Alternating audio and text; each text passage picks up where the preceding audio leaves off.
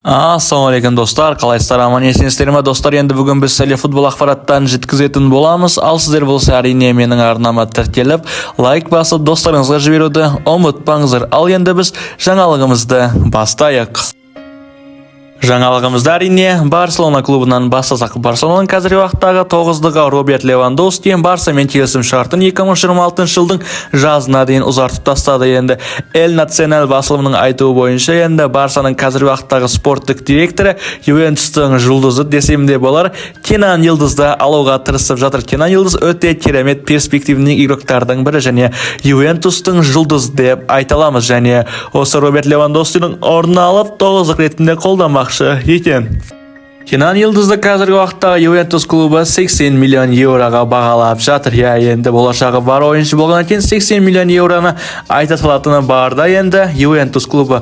Ал енді Левандовски тоқталатын болсақ, Левандовскийдің қазіргі уақыттағы ең нашар жағы әрине жылдамдығы, одан кейін прессинг жасай алмауы және реализация. Ал Кенан Йылдызда болса, ондай барлығы бар. Және Кенан Йылдыз универсал ойыншы деп айта аламыз. Тоғыздықта да любой жерде ойналады. Жалпы Рафиня мен Ламин Ямалға керемет үштік болатыны анық үшеуі. Ал енді Барселона клубы нағыз тоғыздықты алам десе, Влаховичті алуға болады. Влаховичті қазір енді команданың кететіне ақпараттар да бар.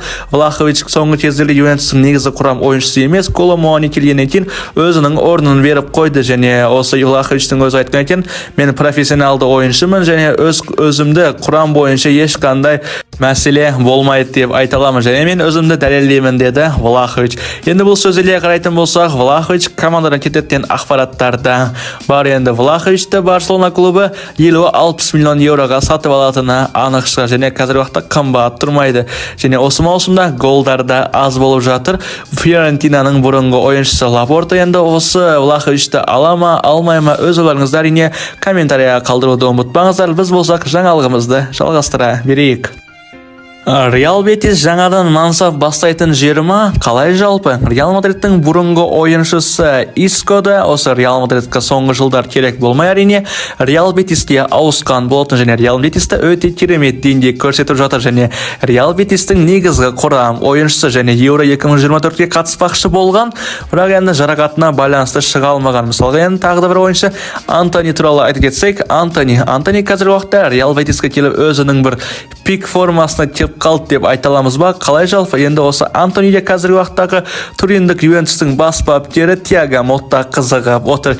Енді Антони Италия лигасынан жарасатын сияқты негізінде. Енді Антониге қай жерде негізі құрам болса, сол жерде баратын ойыншы қазіргі уақытта. Осы Ла Лигаға келіп Антони жақсы ашылды деп ойлаймын. Әр ойын сайын MVP болып жатыр. MVP дегеніміз әрине ойынның үздік ойыншысы. Әр ойын сайын үздік ойыншыны атанып жатыр осы Антони. Енді Антони осы Реал Бетистен кетпейтін сияқты және қызыл қағаз алып кетті ма? Соңғы ойындарда сондай болып қалды негізінде. Одан басқа қазіргі уақытта енді Реал Бетисте жалға келген ойыншы бар. Ол Барсаның ойыншысы деп айта аламыз және оның аты Витер Роке. Витер Роке негізінде Барсаға келді, Хави алып келді және қазіргі Барсаның бас бапкері Ханс-Дитер Фликке керек емес. Және осы Реал Бетисте осы Витер Рокені алғысы келмеді. Енді Барселона клубы мен Палмерес клубы келісіп жатыр екен. Енді осы Палмересте енді бразилиялық клубпен енді осы Барселона клубы келісіп жатыр. Себебі әрине осы Витер Роке Бразилияға баратын ақпараттарда бар. Барсаға да керек емес, Реал Бетиске да керек емес осы ойыншы. Енді бұл ойыншыға сәттілік тілеп қаламыз. Ал біз болсақ жаңалығымызды жалғастыра берейік. Сіздер болса лайкты аямаңыздар.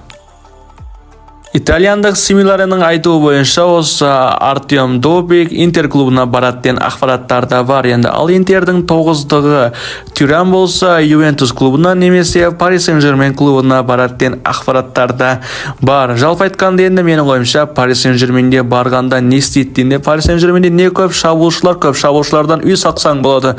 Енді ал Добикқа келетін болсақ, ол Маркус Тюранның орнын басалады деген ойдамын және Рома клубында ол дамымайтын сияқты. Топ клубтарға бармаса, Артем Добик осы қалпында қалатын сияқты және Артем Добиктің өзі де осы Интер клубына баруға қарсы еместігін білдіріп отыр.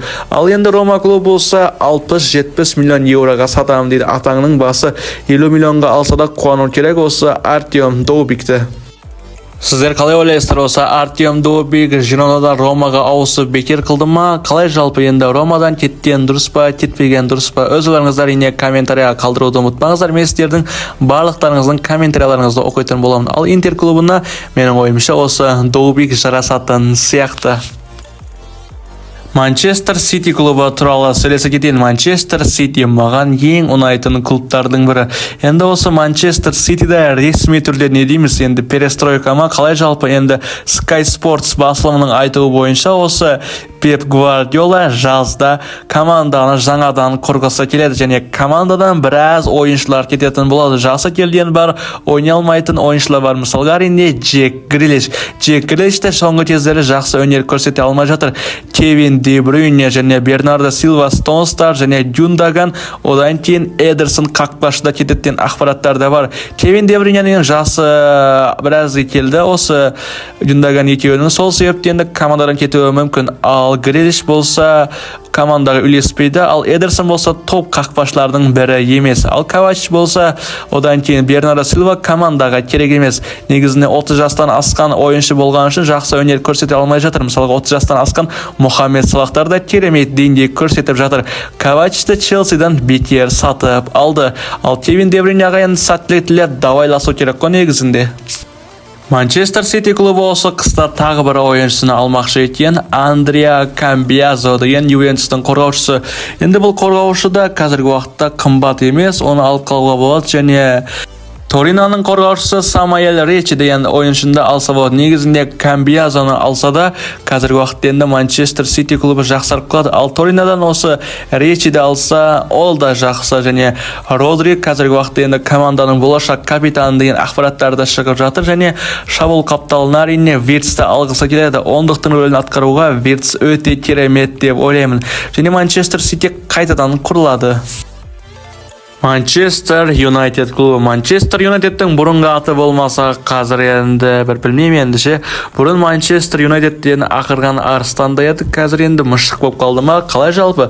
Соңғы кездер енді Манчестер Юнайтедтің ойындары жақсы емес, енді Ағылшын премьер-лигасында 3 рет қатарынан жеңіліп жатыр. Енді Манчестер Юнайтед бұрынғы Манчестер Юнайтед емес, енді Манчестер Юнайтедтің пик дәуірі осы 2008 жыл деп ойлаймын. Енді осы Роналдулар, Ронилар және команданың бапкері Фергюсон болған кез деп ойлаймын. Ал енді Манчестер Юнайтед қазіргі уақытта бір топ клуб деп айтуымыз қиын. Бұрынғы авторитеті болмаса, қазір енді 0. Рубен Аморим командаға келді. Спортингте жақсы жұмыс істегеннен кейін осы Рубен Аморимді алып келді. Рубен Аморим қазір не істеп жатыр? Әрине Рубен Аморим да қолдырап жатыр, Эмил да қолдырап жатыр. Негізінде осы Манчестер Юнайтедті жауып тастап, қайтадан құру керек па? Қалай жалпы?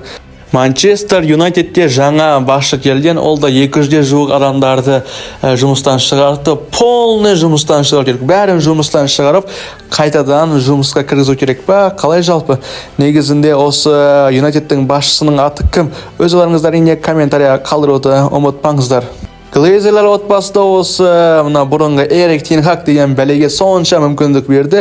Эрик Тен Хаг та дұрыс мүмкіндікті пайдалана алған жоқ және Манчестер Юнайтедтің енді кухнястан пол жуатын адамдарға дейін барлығын жұмыстан шығарды және ойыншылардың барлықтарын құрту керек, сату керек және қайтадан команда жасақтау керек деп ойлаймын. Ал мен болсам жаңалығымды жалғастыра берейін. Сіздер болса әрине лайкты аямаңыздар.